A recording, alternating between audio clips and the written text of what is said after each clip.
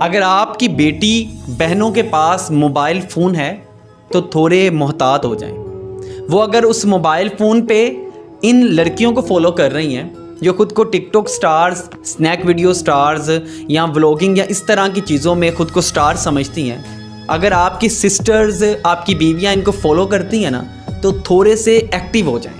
ان کو بتائیں کہ ان کے نزدیک یہ جو اپنے آپ کو سٹار کہہ رہی ہیں، ان کے نزدیک پیسہ ہی ایمان ہے، اور راتوں رات فیمس ہونے کا ایک ہی طریقہ ہے ان کے پاس، اور وہ اب سب کے سامنے ہے. وہ ناچ گانا اور اس طرح کے کپڑے اور اس طرح کے ایکٹ ہیں جو ہمارے اسلام، ہماری شریعت میں بالکل ہی ناپسند فرمائے جاتے ہیں، بلکہ منع ہے. پہلے ان لوگوں نے لو ریلیشن شپ کو فروغ دیا، اس کے بعد شادیوں کی تقریبات میں مہنگے برانڈ کی پروموشن کی جو کہ عام بندے کی استطاعت سے بھی باہر ہیں. صحیح اور غلط کا فرق ختم کرنے کی کوشش کی.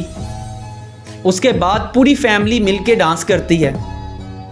اپنی لڑکیوں کے ارد گرد ایک سرکل بنا کے ان کو ڈانس کروایا جا رہا ہے.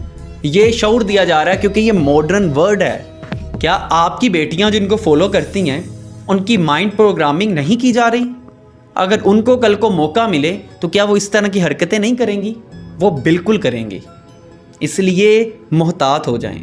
اگر آپ اپنے بچوں کو، اپنی بہنوں بیویوں کو حلال رزق کما کے کھلا رہی ہیں نا تو تھوڑا سا ان پہ فوکس بھی کریں، ان کو تھوڑا سا سمجھائیں، کیونکہ یہ آپ کی ذمہ داری ہے.